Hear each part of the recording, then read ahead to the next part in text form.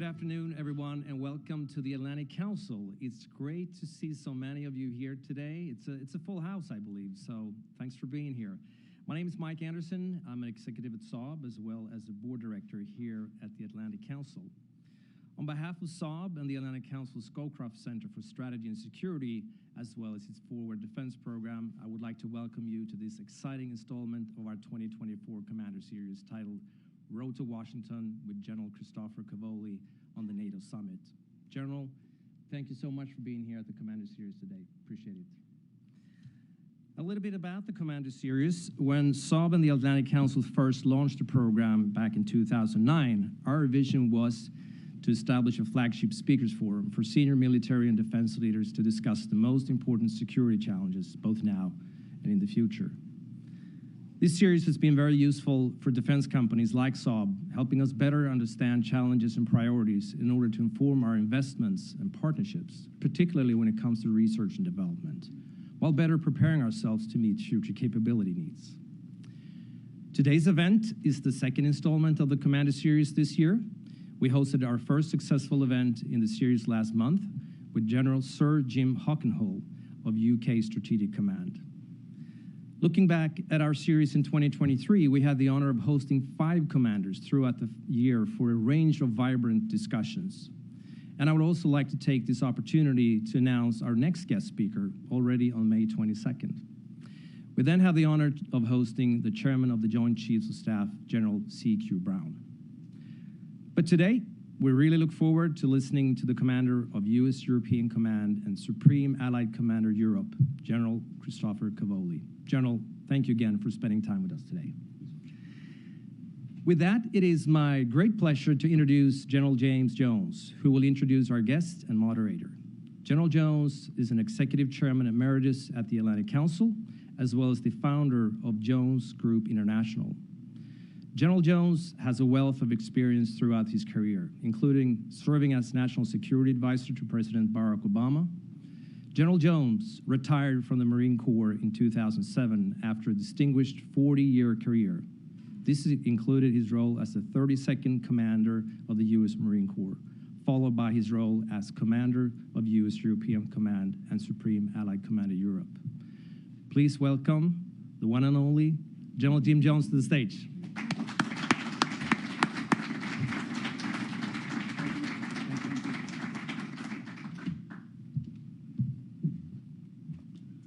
Thank you, Mike, very much for that introduction, and thank you for Saab's continuing support to this wonderful program since 2009. So really, we do appreciate it very much. And thank you all for coming to today's event with General Cavoli, who has, as you know, 2 hats, Commander of the U.S. European Command and Supreme Allied Commander Europe.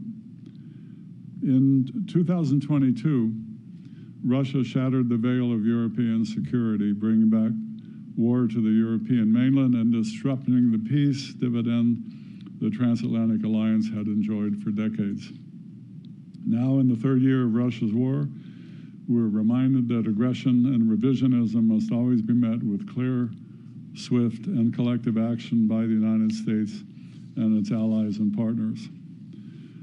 In response to Russia's renewed revanchism, NATO has demonstrated collective resolve through its support for the heroic actions of Ukraine and its people, commitment to a stronger alliance with the addition of Sweden and Finland, and just 2 months ago, in the adoption of a new regional defense plan developed to defend every inch of NATO territory. But the work is not yet finished. Russian reconstitution efforts, threats emanating from the People's Republic of China, and the weaponization of emerging technologies and new warfare tactics threaten global security more broadly. At the Washington Summit this July, allies and partners must contend with ongoing and emerging threats to support Ukrainian sovereignty, modernize allied capabilities, and safeguard the democratic values that underpin the alliance. In this spirit, convenings such as these are integral to the Atlantic Council Scowcroft Center for Strategy and Security, which works to develop sustainable, nonpartisan strategies to address the most important security challenges facing the United States and our allies and partners. So today's event is part of the Atlantic Council's programming in the lead up to the Washington NATO Summit. So before I introduce our distinguished guests, I'd like to remind everyone that this event is on the record.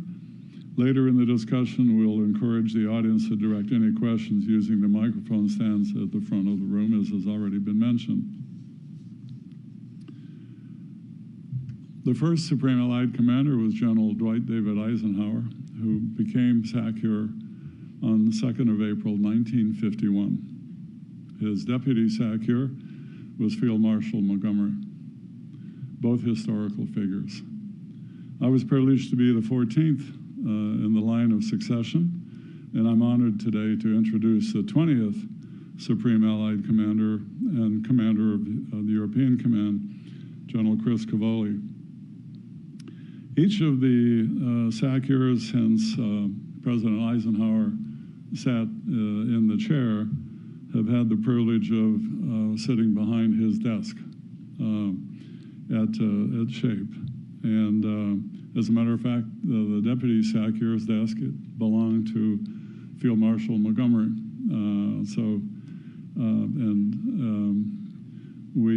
When I was SACEUR, the Deputy SACEUR had decided to have Montgomery's desk renovated, and in pulling out all the drawers and everything else, there was a speech in his own handwriting where it was his final speech to the NAC as he was retiring for good, and written in his own handwriting, and it was quite a find that had been sitting in that desk for so many years. So not to put any additional pressure on General Cavoli, but Politico recently named him as the most important leader outside of Ukraine who can influence the outcome of the war. And I believe that to be true as well. In his position at both UCOM and at SHAPE, it is really, we're fortunate to have someone of his caliber in that position. General Cavoli has a distinguished career. He's a graduate of both Princeton and Yale, having been commissioned in the Army in 1987, and has served in a wide variety of positions throughout the United States, Europe, and Asia. I'm also delighted to announce that in recognition of General Cavoli's unparalleled dedication to international peace and security, the Atlantic Council will present him with one of the organization's highest awards, the Distinguished Military Leadership Award, which celebrates the highest achieving individuals who embody the essence of the pillars of the transatlantic relationship. General Cavoli, it's an honor to have you here today, and we look forward to your comments and the questions that I'm sure will follow. So it's my honor to ask you to take the floor. Thank you, General.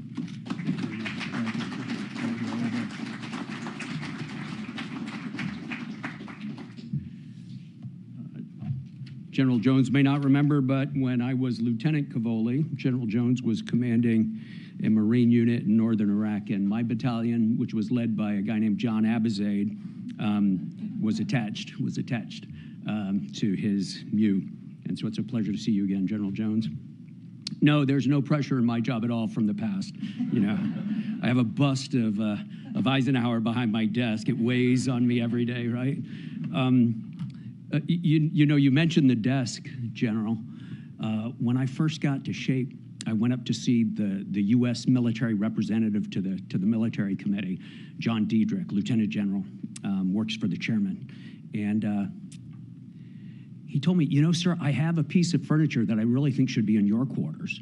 It's the original desk at which Eisenhower sat when he signed the activation order for SHAPE. And I said, that's fantastic. For two reasons. First, it should be in my office. But second, I have a desk in my office that has the exact same plaque on it. So this started a long research project on the part of Dr. Ian Hope, our SHAPE historian, who discovered that, in fact, the desk in the office was the desk at which it was signed. So the legend remains intact, sir. And importantly, Monty's desk with the 6 chairs around it has 5 chairs now. Nobody knows where the 5th one went, but there's a lot of speculation about it. So General Jones, Mr. Anderson, Excellencies, it's so good to be here tonight. My old friend Andrew Mikta, it's a pleasure to see you again. Many thanks to the Scoutcroft Center, the Atlantic Council, and to Saab for putting all this together. So as you know, we're facing very challenging times in the European theater. We had hoped for something quite different. We have rising problems in the Indo-Pacific. We have continuing problems in the Middle East. The last thing we wanted was for European security to be in question too. But since Russia's invasion of Georgia in 2008, we've seen that country progressively seek to undermine freedom and democracy throughout the continent and beyond. Russia's illegal annexation of Crimea in 2014 and its subsequent invasion of the Donbass, yes, invasion, we know that Russian regular troops led the way. These continued the pressure. Then in 2022, in February, Russia's illegal, unprovoked, and brutal invasion of Ukraine fundamentally altered our strategic landscape. The war in Ukraine has compelled us to reevaluate our long-standing goals, our ideas regarding global security and international relations, and it has consequently forced us to re-examine how the NATO alliance is structured to deter and defend against our adversaries. So a bit of history. Following the Cold War, the alliance no longer believed that we had a need to focus on collective defense, and we instead turned our attention to crisis management operations, so-called out-of-area operations. These operations were characterized by rather small size. Brigades were the typical unit of employment. They tended to be very far away, not on our turf, but on ground that changed with each mission. And of course, we engaged in those missions on our terms, on our timelines. So they were small, varied, and were done on a predictable schedule. And we optimized for that. The alliance optimized for that, and nations individually optimized for that. Our force structure, we shifted our processes, our procedures, our very expectations. Most importantly, we developed cyclical processes to generate forces. This gave us the opportunity to collect the famous peace dividend that we had all expected after the Cold War. If the only unit that needs to be truly ready is the unit that is deployed, and if its deployment is predictable and scheduled, and we don't require forces above that echelon, say the brigade level, then we can find many, many economies in our military forces, and we did. Troops at echelons above brigade, we cut. Readiness in non-deployed units, we lowered. Fighting headquarters, logistics, air and missile defense. We built small, highly expert militaries that didn't expect to face a peer and had little force in reserve. All that has changed. The war we see in Ukraine could not be more different. This war is about hard power, and it is about scale. It is huge. Dozens of thousands dead, hundreds of thousands wounded, thousands of tanks lost, thousands of tanks lost. It is about big units, divisions, corps, air armies, fleets, and it is happening all the time, 24/7, no respite for more than 2 years. It could not be more different than what we had been preparing to do. So the alliance recognized that. At Madrid in June of 2022, nations instructed SACEUR to revitalize our ability to conduct collective defense. After 2008, Georgia, we had already had an agreed strategic approach to deter and defend in the Euro-Atlantic area. We had a document, we had a strategic approach. We called it the Deterrence and Defense of the Euro-Atlantic Area, DDA. So at Madrid in 2022, after the invasion of Ukraine, or the second invasion of Ukraine, SACEUR, in this case Todd Walters, was instructed by heads of state and government to immediately implement that strategic approach, to immediately implement DDA. Easy to say, hard to do. DDA's basic premise is that we posture NATO forces and authorize them to operate functionally and geographically to deny our adversaries any advantage they might seek in geography, readiness, or domain. And this, of course, has required a wholesale modernization of our collective defense system because we had previously been optimized for a very different task. So the first thing we've done is to write plans. Plans. The last general defense plan that the Alliance politically authorized was the GDP of 1989. Since these were refreshed on 5-year cycles, in 1994, the Alliance, reasonably enough, allowed the GDP to expire. So we need to recognize this. For the first time in 30 years, heads of state and government of our alliance said we need a plan for our common defense. This is fundamental. It is having huge consequences. So NATO wrote those plans in very short order, 18 months from beginning to their approval. In fact, if I could observe this, the development and approval of these plans, which involved multiple NATO headquarters, 30 and then 32 nations and their militaries and their national defense plans and their sovereignty. With all of these political and military complexities, it has been the single most impressive collective military feat I have seen to get these things done. And the fact that there was not a single military objection in the approval process is an indicator of the great cohesion, the great unity we find politically in the alliance today. So those plans are in place now. They're classical defense plans, geographically specific descriptions of how, where, and with what we will defend every inch of this alliance. And so they're the basis of all of our transformation. First, they give us a force structure requirement. For the first time in almost 4 decades, the alliance has an objective, militarily sound, plans-based description of the forces that we require. This requirement will guide nations' defense spending. So over the years since Wales, I've often been asked, isn't 2% just an arbitrary figure? Well, now I can say there are specific things we need you to build, specific things we need you to buy, specific levels of readiness we need you to maintain. And I think you will find that 2% is certainly not a ceiling, but a floor. What we have finally done is to find and develop and agree on a blueprint for burden sharing, a blueprint that establishes how much nations will need to provide.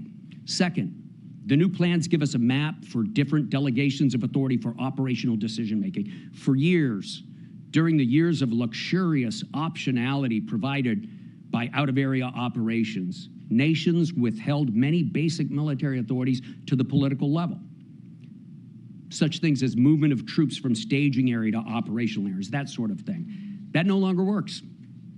In order to be able to act and react at the speed of relevance, SACIR requires basic military authorities. These are working their way through the new modernized alert system, and I'm happy to say they're on the verge of being approved in Brussels today. Third, our systems of command and control needed to change too. They had been optimized for crisis management. They were focused on cyclical deployments to distant regions instead of concentrating on a specific piece of geography. We had taken apart the structures needed for high-end warfare, structures at the echelons above brigade level, core artillery, aviation brigades, large-scale logistics, and so forth. And we had dissociated core headquarters from their subordinate tactical units. It all made sense for our missions at the time, rotations, but it's unsuitable for large-scale territorial defense. So for DDA, we needed headquarters to intimately understand the terrain, know the populations, appreciate the particular adversary across the border. So we're in the process now of designing specific geographic areas, of assigning specific geographic areas to each core headquarters and to maritime headquarters. And we're matching divisions and brigades to the corps, which allows them to exercise and rehearse together. Now, each headquarters will be able to know exactly what terrain it's required to defend, with what tactical units, and can prepare accordingly. Finally, we have begun to rigorously test our plans through a revamped exercise program. Just last month, we had a theater-wide rehearsal of concept exercise at SHAPE, in which every commander in Allied Command Operations from 2 stars up to 4 stars, walked across an enormous map on the floor of their gymnasium and described blow by blow the actions his command would take in executing all of the regional plans. And right now we're in the middle of Steadfast Defender 2024, a theater-wide live exercise that is the largest live exercise we have done since 1989. Over 90,000 troops participating, hundreds of air and maritime assets. And we will continue to train like this. We're taking every opportunity to rehearse and refine our plans and to deliver the right amount of deterrence required at any given time in any given place. This modernization of NATO's collective defense will not be realized immediately. It will require relentless focus and determination from across NATO and in all member nations. And it will require non-military adjustment as well, such as in our defense industrial base, which will be such an important part of reestablishing and developing our deterrence. It will be difficult, but we are well on our way. The adaptation and transformation of the alliance in the past few years has been remarkable. I'm confident that we are ready to confront any challenge. Our nations remain committed, and they are united like never before. The world may be turning out to be a different place than we'd hope, but NATO is turning out to be exactly what we need. Dr. Mick, I look forward to questions. Thank you very much, ladies and gentlemen.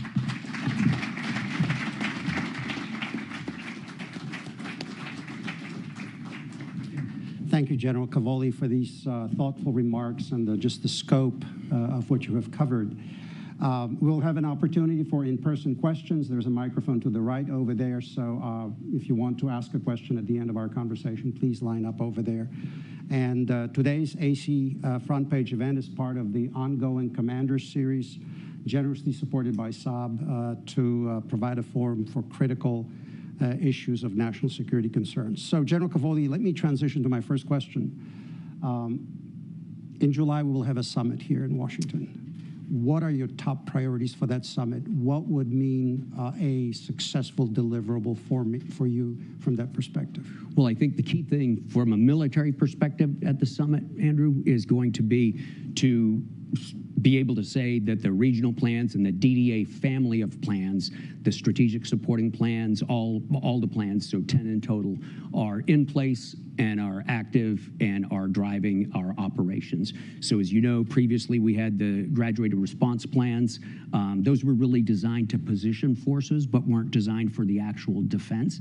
Now we have the plans in place necessary to do that, and we'll transition to that. A whole lot of things will come out of that. You know, there'll be an announcement about command and control, I'm sure. There'll be some announcements about the amount of forces committed, which have significantly increased because of our new force model, changing from a rotational cyclical force generation model to standing levels of readiness. I think we'll see all of these things come out at the summit. Okay. In your written statement before your testimony, before House Armed Services Committee, you described Russia as, quote, a long-term Russia problem, with Ukraine being just one example. Could you speak to that and tell us your views of what Russia is likely to be for the alliance going forward? Sure. I think that's probably one of the most significant strategic questions we can ask ourselves today, right? After the Ukraine war, no matter how it works out, after the war in Ukraine is concluded, where will Russia be? And what threat will Russia pose? I believe Russia will pose a long-term threat to the alliance. We will have a big Russia problem for years to come. Russia will be on track to expand the size of its military. It's already announced its plans to do so. It's ramped up industrial production and manpower intake in order to achieve these goals. It will be reconstituting its losses as quickly as it can. It will be arrayed in the western parts of Russia and associated nations, perhaps, on the borders with NATO, and it will be a large, large force. It will be led largely by the same people, or people like them, and they have already declared their enmity toward NATO. And so I believe that that management of that problem, the military problem, and all of its political, economic, and social consequences that are going to come out of it will be really a driving factor of NATO's existence and global security for many years to come. So let me follow up on the reconstitution question, because several U.S. government officials have stated that Russia might have already reconstituted its forces. Baltic leaders talk about a 3 to 5 year window. What is your assessment of where Russia is when it comes to force reconstitution? Because the delta between how quickly they can actually ready their forces and how quickly NATO can rearm and prepare, that's really the risk level for the alliance, isn't it? Yeah, so it depends on what we're talking about specifically. Reconstituting the force inside Ukraine to continue that fight, or reconstituting its military at large. And then, of course, the question depends on which part of the forces we're talking about. So the ground forces have clearly taken the bulk of the attrition. They've lost more than 2,000 tanks. They've lost dozens of thousands of soldiers killed, over 100,000 wounded, so very significant, 200,000 wounded, very significant losses. But nevertheless, if we look inside Ukraine today, the Russian army in Ukraine is bigger now than it was at the beginning of the fight. So clearly the reconstitution quantitatively is moving fairly quickly. Qualitatively, I think we can assume or we can witness that many of the troops are not as high quality, that they're reaching a bit farther afield. A lot of the equipment fielded is older. It's refurbished, but it's based on an older model. But nevertheless, the reconstitution is happening now. What they'll do afterwards, I think, is the big question. And there are various estimates in the public and various classified estimates as well of how many years it's going to take them to constitute a large force that they would be able to array against NATO, Andrew. But I think it's not necessarily the right question, how fast can Russia do it? The question is, how fast can Russia build its force compared to how fast we're going to build our force? So that force structure requirement I talked about in my opening remarks, it's not reality in total yet, right? Some of it still needs to be built. Some of it needs to be produced. Some of it needs to be modernized. And our commitment to that force structure requirement and the speed with which we can get up to it is really going to decide whether Russia has the advantage or we have the advantage. So it's less an absolute question of how fast Russia can reconstitute and more of a relative question, will we reconstitute faster? And here we come to two questions. The first, of course, is political will. And the second, of course, is the structure, the responsiveness, the elasticity of our defense industrial base in the West. But one of those needs to be maintained, the former, and the latter needs to be developed and nurtured. Well, so let's speak about the industrial base, because I think recently, it was last October at the Warsaw Security Forum, Admiral Rob Bauer actually made headlines by saying that expenditures on defense in Europe do not necessarily translate into actual capabilities, munitions production, and the rest of it because of the deficiencies in the industrial base, the lack of flexibility. What is your assessment of our relative position in that regard? How quickly can the alliance actually put the sufficient industrial capability into action to deliver what the NATO alliance needs? So I don't think anybody is satisfied with current levels of production, current rates of production. Industry leaders I talk to are also not satisfied with it, and it's a complex interplay of government investment, government demand signal, and industry's ability to meet that demand signal, to anticipate it, agree to it, and meet it. So I don't think anybody's really satisfied right now.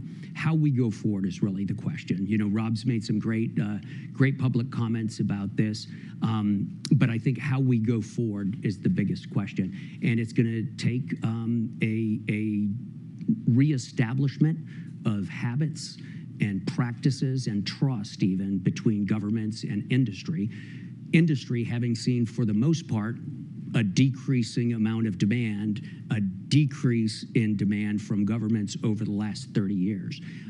Now for that suddenly to turn around, I think we're a little bit suffering some lag time in the turnaround of that.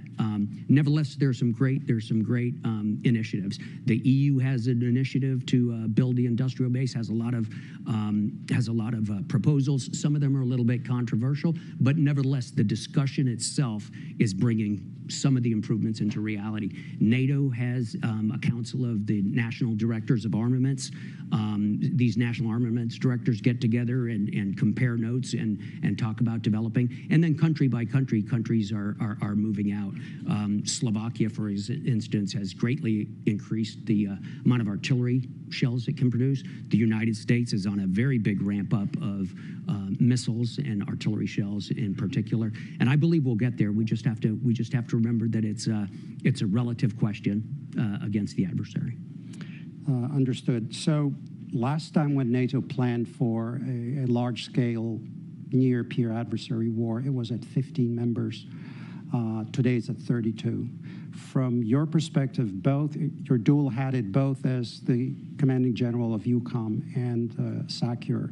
What are the principal challenges of managing the alliance, leading the alliance at 32, especially considering we've got about 1,800 miles of NATO border now? Finland alone is 830 to deter and defend. What are the greatest challenges, and what are also the greatest positives of that enlarged alliance? Well, the greatest positive, hands down, is the establishment of a larger body of like-minded nations that have banded together in a common cause, right? I mean, and that's the biggest advantage by far, because it brings political weight, it brings political power, it brings values-based oomph to our alliance. It is much better at 32 than at 15. Now, is it more complicated? Do more people have say? Of course, but that's always been the case. I think that to stare at the problems of individual voting patterns and saying 32 is so many more than, I think that looks at the leaves instead of seeing the forest. The forest is the fact that we have 32 nations now. Russia didn't expect this. Russia's goal is to disband NATO, is to force the irrelevance of NATO. It's gotten the exact opposite in this conflict. It's gotten the exact opposite. That's number one. Number two, the biggest advantages are geographical, right? The military advantages are geographical. The freedom of navigation on the Baltic Sea and the Gulf of Bothnia previously was a contested notion. It's hard to see that now, right? There is vanishingly small amounts of shoreline along the Gulf of Bothnia and the Baltic Sea that are not NATO shorelines. That makes a fundamental difference. So the geometry of the fight changes significantly. So I think those are big advantages to us. In the particular case of the two nations that joined most recently, Sweden and Finland, those are great additions. I mean, these are high-end militaries that have always been focused on war fighting. Finland has been doing exactly what it's going to do in NATO now for decades, facing down a Russian threat on its immediate border. And they're highly proficient at it. They know what they're doing, and they have volunteered to step up and lead the way for the NATO ground forces in that area, and they're going to do that. Sweden, of course, is a very high-end military, growing rapidly with extremely sophisticated capabilities and a robust armaments industry. All of these things are major additions to the alliance. With both of those nations, we had decades of interoperability opportunities on training. We've worked together on operations, to include combat operations in Afghanistan. So these were really easy things to assimilate and to integrate as a military matter. In your opening comments, you spoke about how NATO has moved now from the previous mission of the 30 years when it was optimized for different type of combat, different theaters, the peace dividend, the rest of it. Looking at what's been going on in Ukraine for over 2 years now, what are the most salient lessons for NATO, for the U.S. Military overall, for a kind of near-peer conflict that we may see threatened in Europe once again? What are the greatest lessons here? Yeah, so I think the first lesson is you either win up front, fast and big, or you're in a long fight. So step one is to develop high-end capabilities and capacity at a high level of readiness so that you can win the first fight out of the starting blocks. Because what we see in Ukraine is if you don't, and you're facing a large adversary like Russia, you're going to end up in a long, protracted fight. And that fight requires a second feature, which is depth. Depth of personnel, reserves, systems to mobilize, extra equipment, munitions in sufficient stockpiles, industrial capacity that's ready to be activated or already activated to go.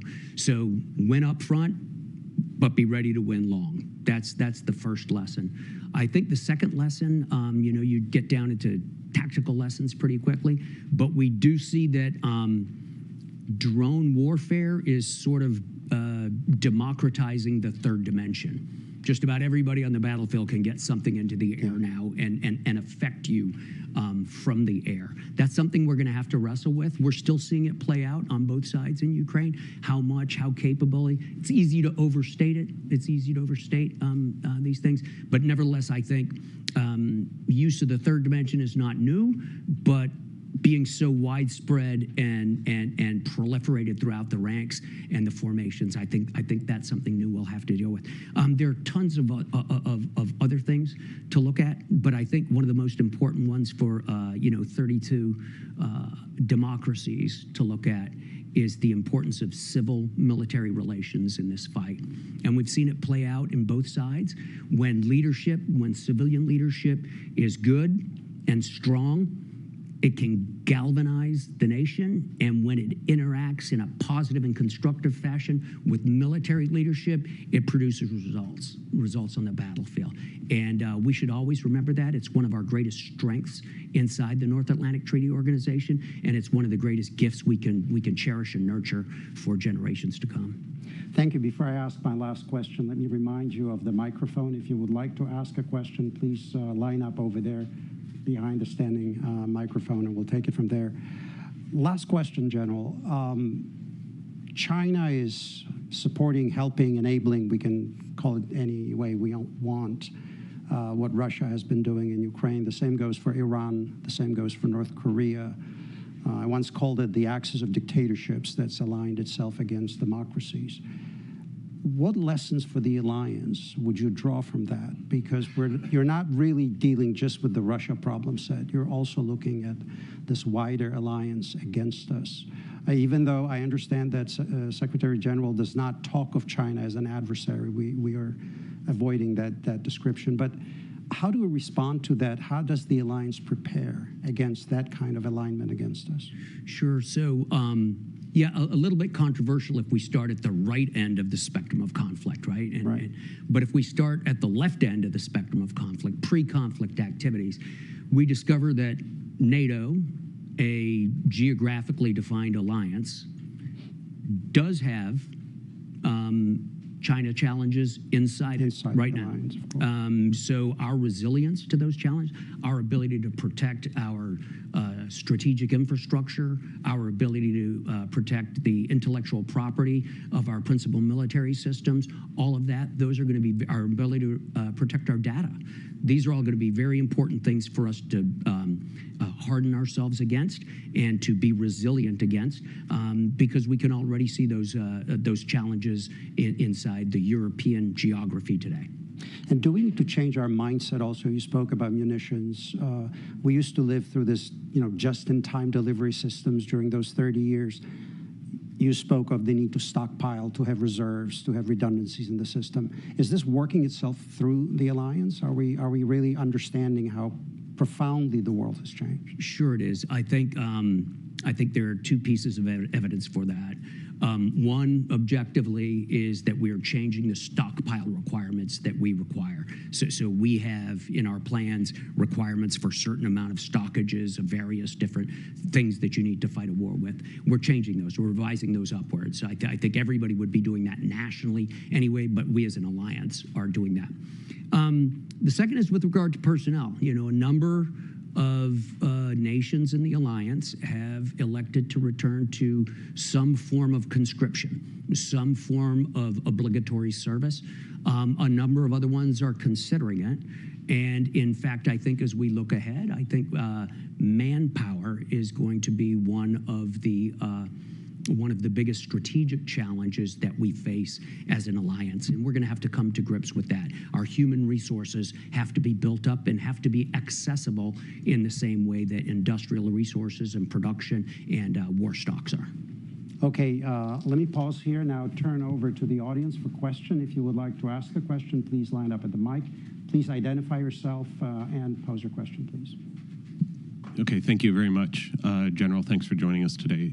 Jeff Mankoff with National Defense University. You talked a lot about the steps that NATO's taken for territorial defense and deterrence. As we know, the most vulnerable places and the most likely triggers for a conflict are countries that are not in NATO, countries like not just Ukraine, Moldova, Georgia, and others. Could you say something about the steps that NATO has taken in order to defer and deter aggression against these countries and better prepare them, and what you think still needs to be done? Sure. Yeah, that's a fantastic question, because you know, the alliance exists for the alliance, right? The alliance exists to defend the other members of the alliance, but we don't exist in a vacuum.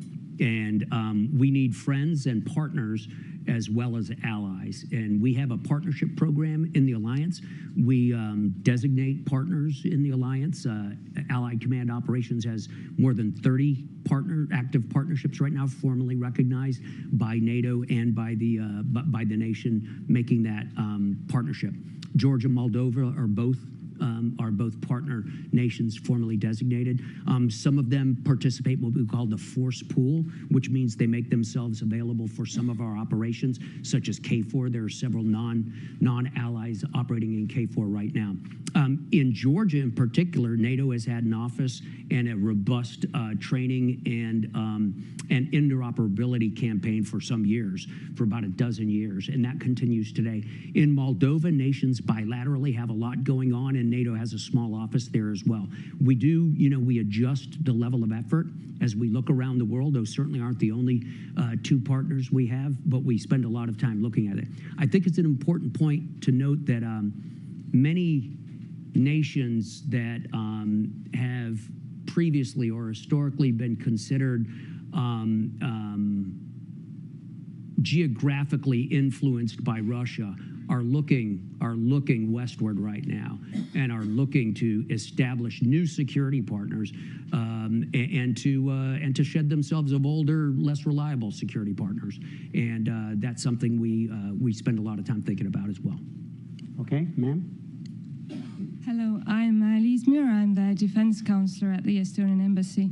And may I first say, I think I speak for many people on the eastern flank that we are really appreciative and grateful for your work. I think especially with the regional plans, this is really great stuff.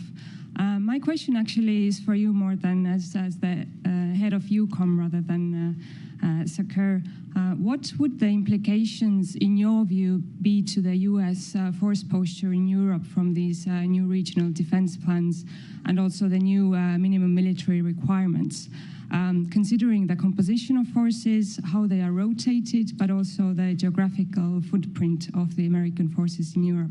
Thank you so much. Thanks. And first of all, let me thank Estonia for everything you do for the Alliance, not just in terms of thought leadership, but also in terms of innovative approaches to national defense and your approaches to mobilizing not just your military, but your society in its own defense. Your devotion to Article 3, something that comes before Article 5, that's impressive indeed. So my congratulations to Estonia, my gratitude. We have to divide the question into two parts, ma'am, I think, right? The first question is, what is the requirement? You know, how much is required? The U.S. will always provide what is required of the U.S. for those parts. There is strong policy behind this. It's bipartisan. It's always been there. We will provide what we are supposed to provide. Right now, I don't think it's really public information, but the United States has, under our force sourcing construct for the regional plans, the United States has pledged at various levels of attachment more force than it has in decades to the regional plans. So I'm very confident about the United States' commitment to these plans, to their executability, not just their executability, but to their rapid success. I'm very confident in that. How the U.S. does it, whether it does it with rotational forces, permanent forces, that's a much more complex interplay of budget, availability of forces, readiness requirements, other global requirements, frankly, domestic political requirements. So all of that comes together, and a lot of that's outside of my sandbox. We have time for one more question. Please, sir. Thanks. I'm Matt McKeag with MITRE. Sir, you've spoken quite a bit about the need for U.S. and NATO to be able to counter Russian mass on the ground. Can you also talk about how you see, with the new members of NATO and possibly following on the previous question, the interplay between air forces and the ability of the air to counter ground mass and momentum through traditional roles like close air support and things like that across a full NATO force? Thank you.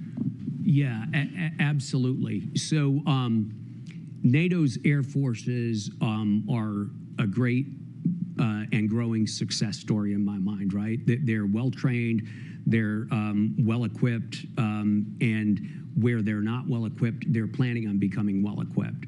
So we are rapidly moving into 4th generation plus and 5th generation exclusively across the alliance.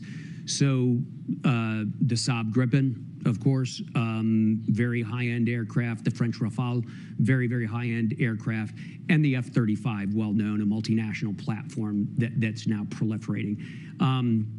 By 2030, there are going to be more than 600 F-35s in the alliance in Europe.